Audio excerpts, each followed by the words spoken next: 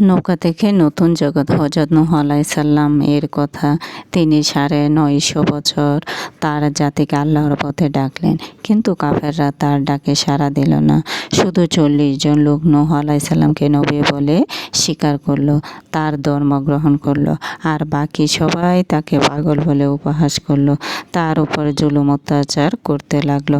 কাফেরদের নেতা তার অনুসারীদের ডেকে বলল, সাবধান, তোমরা নূহের কোনো কথাই শুনো না, বরং তাকে তোমাদের প্রধান শত্রু বলে জেনো। আর যেখানে যে অবস্থায় তাকে পাও, নির্যাতন অপমান করো। নূহ আলাইহিস সালাম অনেক দিন কষ্ট করলেন, কিন্তু তার জাতিকে সত্য ন্যায়ের পথে আনতে পারলেন না। তখন তিনি নিরাশ হয়ে আল্লাহর কাছে প্রার্থনা করলেন, হে আল্লাহ, আপনার এই অকৃতজ্ঞ বান্দাদের পৃথিবীতে আর বাঁচিয়ে রাখবেন না, তাদের ধ্বংস করে দেন। আল্লাহ তাআলা নূহ আলাইহিস সালামের প্রার্থনা কবুল করলেন।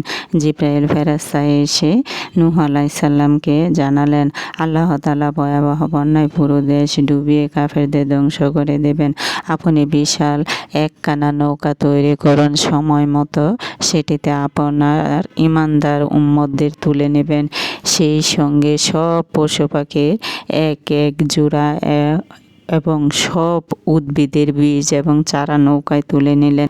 যারা আপনার নৌকায় থাকবে শুধু তারাই রক্ষা পাবে, আর বাকি সবাই ধ্বংস হয়ে যাবে। আল্লাহর আদেশে নূহ আলাইহিস সালাম নৌকা তৈরির কাজ শুরু করলেন।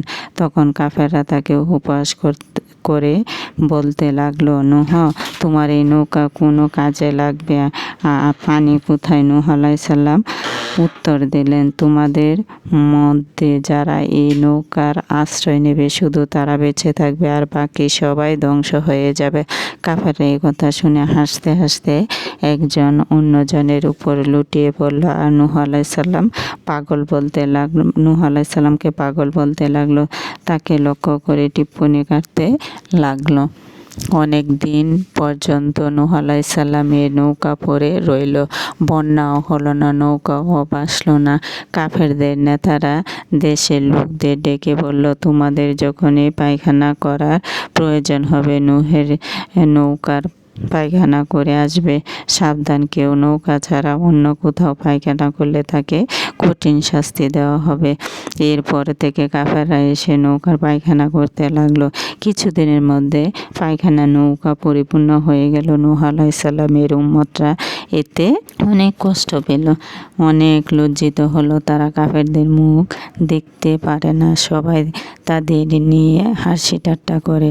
তারা নূহ আলাইহিস সালামকে বললেন, কাফেররা যে পায়খানা করে নৌকা পূর্ণ করে ফেলল, এর কি কোনো বিচার হবে না? তারা শুধু নূহ আলাইহিস সালামকে বললেন, কাফেররা যে পায়খানা করে নৌকা পূর্ণ করে ফেলল, এর কি কোনো বিচার হবে না? নূহ আলাইহিস সালাম মুচকি হেসে উত্তর দিলেন, যারা পায়খানা করেছে তারাই এটা পরিষ্কার করবে, তোমরা এর জন্য কোনো চিন্তা করো না।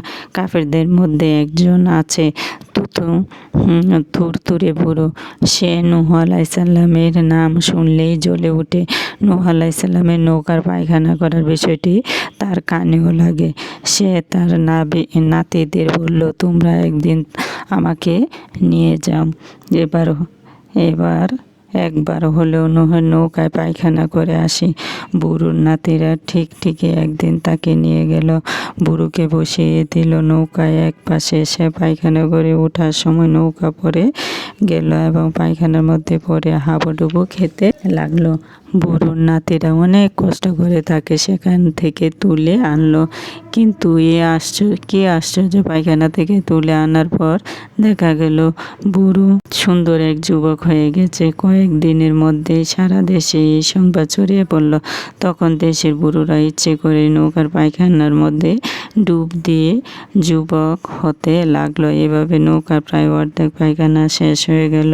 অন্য একদিন একজন অন্ধ লোক পায়খানা করতে গিয়ে নৌকায় পড়ে মধ্যে পড়ে গেল, তার শরীরও পায়খানা ডেকে গেল, কিন্তু সে দেখলো তার চোখ ভালো হয়ে গেছে, যা দেখে দেশের সব অন্ধ আসতে শুরু করলো এবং পায়খানা ডুব দিয়ে তাদের চোখ ভালো করে নিতে লাগলো। কাফেররা দেখলো নৌকার পায়খানা মেখে অন্ধ, ল্যাংড়া, বোবা, বধির সবাই ভালো হয়ে যাচ্ছে, তাই তারা এসে নৌকার পায়খানা তুলে নিয়ে যেতে লাগলো। নিতে নিতে এক সময় নৌকার সব পায়খানাই শেষ হয়ে গেল।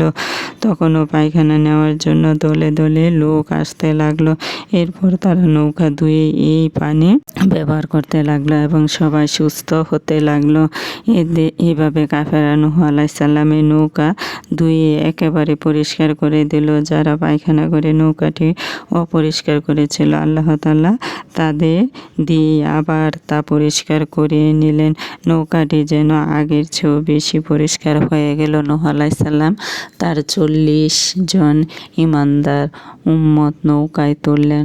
পাশাপাশি পৃথিবীর সব পশু পাখির এক জোড়া করে তুললেন। তাদের নিয়ে 6 মাস 8 দিন জাহাজে অবস্থান করলেন। এক সময় মহাপ্লাবন শুরু হলো, কাফেররা ডুবে মারা গেল। হযরত নূহ আলাইহিস সালাম এবং তার অনুসারীরা বেঁচে গেল। এরপর পৃথিবী আবার নতুন করে শুরু হলো।